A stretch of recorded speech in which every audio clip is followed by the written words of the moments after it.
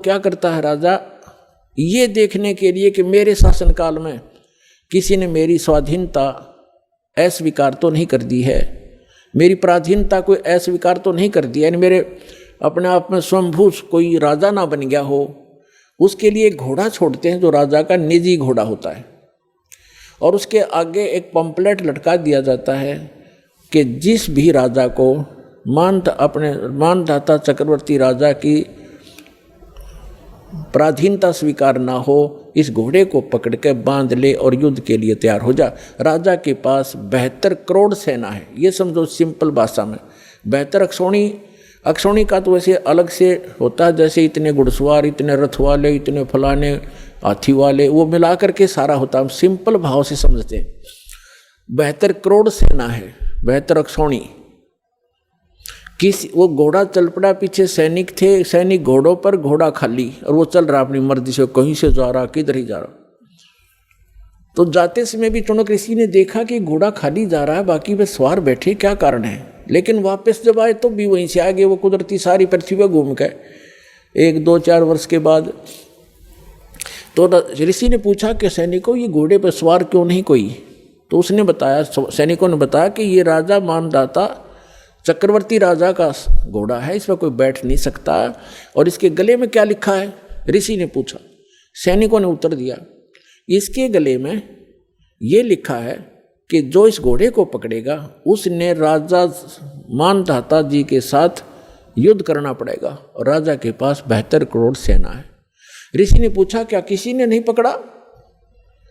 तो सैनिकों ने कहा, कौन पकड़े, उसकी जाड़ फोड़ दें हम, है किसी की पिलाया किसी की मां ने दूध। ये सैनिक भी एक आधा अगर मुंह फटे।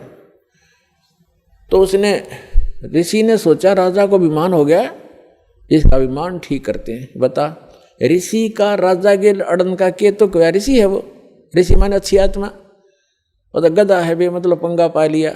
बोला मन यू घोड़ा बांध लिया, रख बांध दो घोड़े को मेरे वृक्ष के जिसके नीचे तपस्या करे था। सैनिकों ने बांध दिया। सैनिकों ने कहा उस ऋषि से कि ये घोड़ा आप बांधोगे, मानधाता चक्रवर्ती का युद्ध करोगे। कहा मैं युद्ध करूंगा उसके साथ।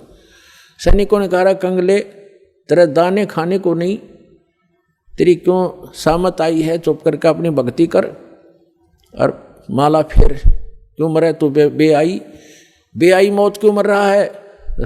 उसने चौनक ऋषि ने कहा कि तुम राजा के से जाके कह दो कि चौनक ऋषि ने तेरा युद्ध स्वीकार कर लिया।